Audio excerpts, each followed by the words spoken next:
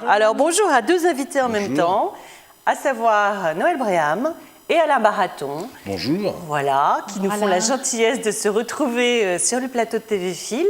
Vous avez plein de points communs, tous les deux. Vous êtes d'abord Yvelinois, Versaillais, voisins.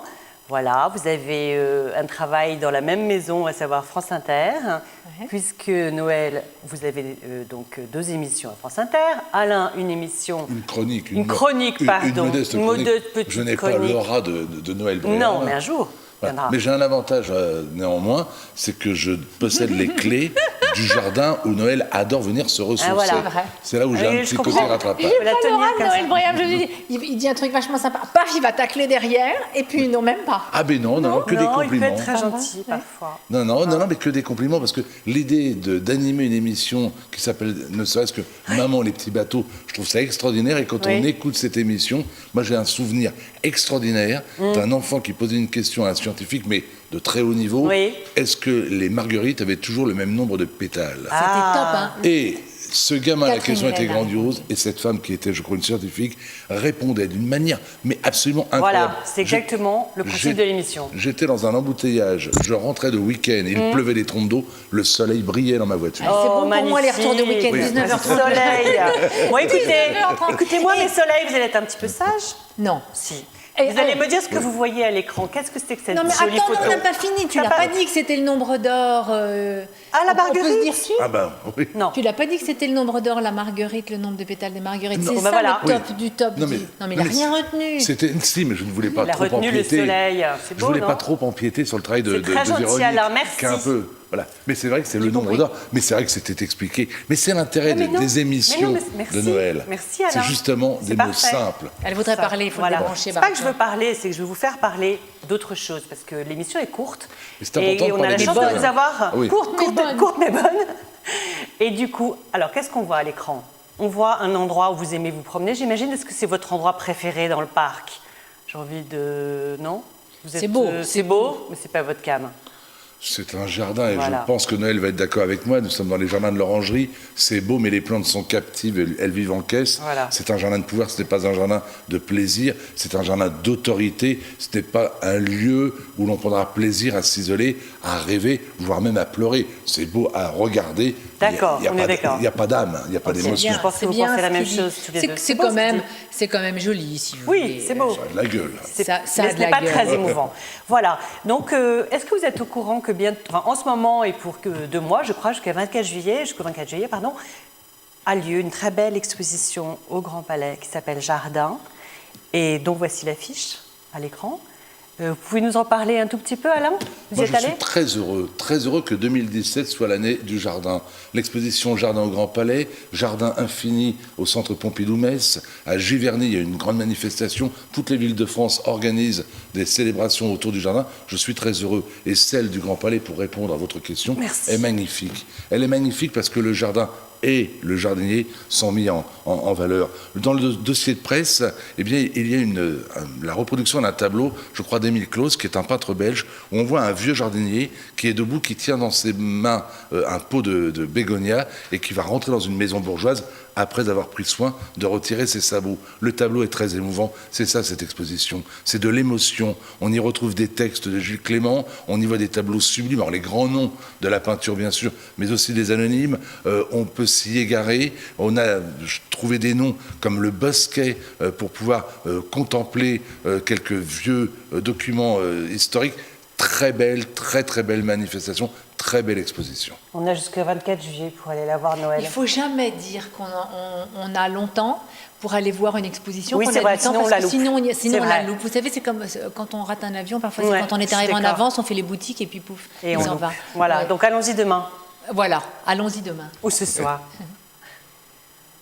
Une image bientôt qui va... Ouh là là, mais qu'est-ce? Alain? Je dirais que c'est un arbre. Un arbre, des fois. Bonne remarque, Noël. Je suis peut-être même prêt de dater C'est vrai? Oui, l'automne. L'automne? Oui, c'est un arbre en automne. D'accord, il a une forme un peu particulière, Beaucoup, très régulière, je trouve. On peut parler avant la prochaine photo Oui, allez-y. Moi, j'ai beaucoup aimé ce qu'a dit Alain sur France Inter, pour ne pas citer la radio, il y a quelque temps, à propos des feuilles des arbres. Vous avez dit, quand on taille un arbre, donc forcément on coupe la branche, on coupe les feuilles qu'il y a avec, et les feuilles des arbres, vous avez dit, Alain Baraton, je vous revois parce que c'est sérieux, vous avez dit, ce sont des capteurs solaires. Donc on le prive, de ses feuilles, on le prive de l'énergie. Pas seulement. La plante produit des feuilles qui vont lui servir principalement pour 2 raisons. La première, c'est le capteur solaire. C'est la lumière du soleil qui va permettre à la plante de transformer l'eau et les sels minéraux qu'elle a absorbés dans la terre en énergie, en nourriture assimilable par les tissus de la plante. Mais pour que la sève monte dans l'arbre, on n'y pense jamais. Mais comment la sève fait-elle pour grimper en hauteur ? Oui, comment ? Y a-t-il un moteur ? Y a-t-il une pompe ? Eh bien, les feuilles. Dans chaque feuille, il y a des spores. Et chaque spore agit comme avec des petits clapets que l'on ne voit pas bien sûr, comme des mini-pompes. C'est pour ça qu'en automne, lorsque l'hiver menace, la plante se sépare de ses feuilles, plus de pompage, on est en dormance. Donc quand on coupe des branches, quand on supprime des feuilles, on prive le végétal de la pompe hydraulique et des poumons. Comment voulez-vous que la plante soit heureuse ? Alors que fait-elle ? Elle se dépêche d'en reproduire pour pouvoir surmonter le déficit, et elle en souffre. Juste un chiffre. Un tilleul non taillé a une espérance de vie de 800 ans. S'il est taillé régulièrement, 150 ans. C'est là. Tout est dit. C'est fort, hein ? Formidable. C'est fort. Et en plus, on empêche les petits oiseaux de faire leur nid. Mais on empêche quantité de choses. Oui. Est-ce que je peux... Allez-y. Je fais très attention avec Baraton. Ah. C'est comme la queue du lézard. J'ai dit du lézard, Alain Baraton.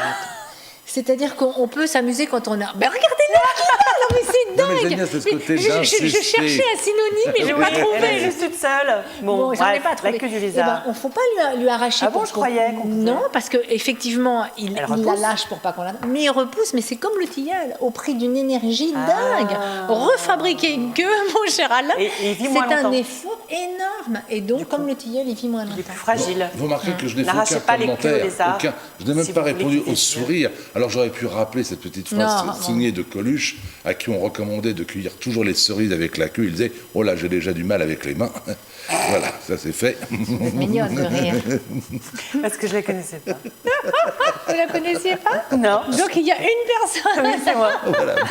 sur cette terre, Voilà, ça c'est c'est cool. fait. Ah, il est content, il a trouvé quelqu'un qui la connaissait pas. Regardez, il est mignon. Qui n'a pas compris tout de suite non plus, alors c'est bien aussi.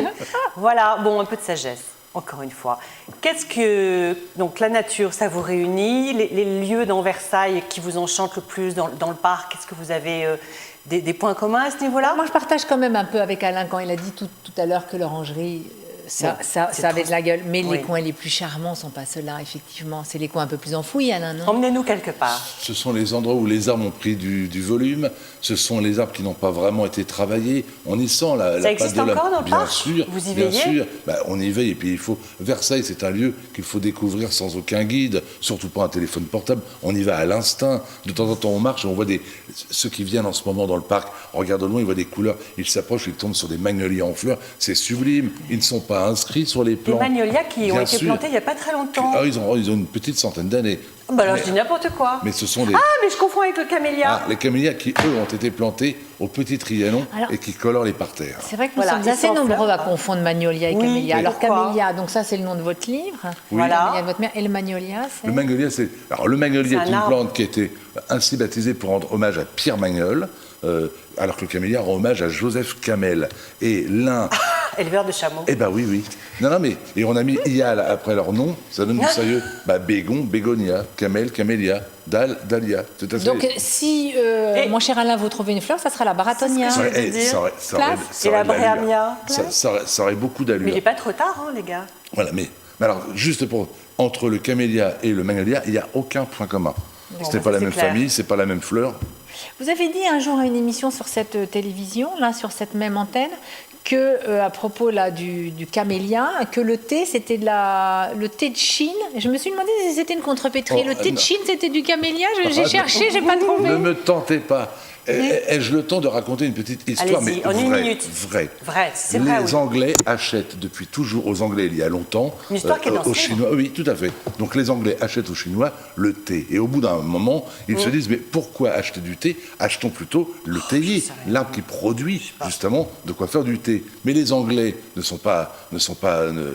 Chinois ne sont pas fous. S'ils vendent les arbres, ils ne vendront plus de thé. Et ils leur vendent non pas des camélias de Chine, mais des camélias du Japon.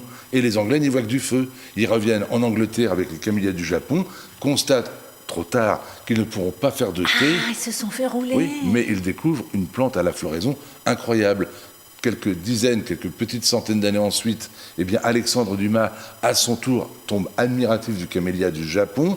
Il a écrit un ouvrage où son héroïne souffre de problèmes pulmonaires. Or, le camélia ne dégage pas d'odeur, donc il va l'intituler La Dame au camélia, un hommage donc à Marie Duplessis. Ensuite, Verdi va écrire La Traviata. Et pour la petite anecdote, quand Dumas écrit sa Dame aux camélias, il se trompe dans l'orthographe. Au lieu de mettre 2 L comme il aurait dû le faire, il n'en met qu'un. Or, le livre est un succès planétaire. Et du coup, on retient les 2 écritures. Camélia peut aujourd'hui s'écrire avec 1 ou 2 L. Pas mal, hein.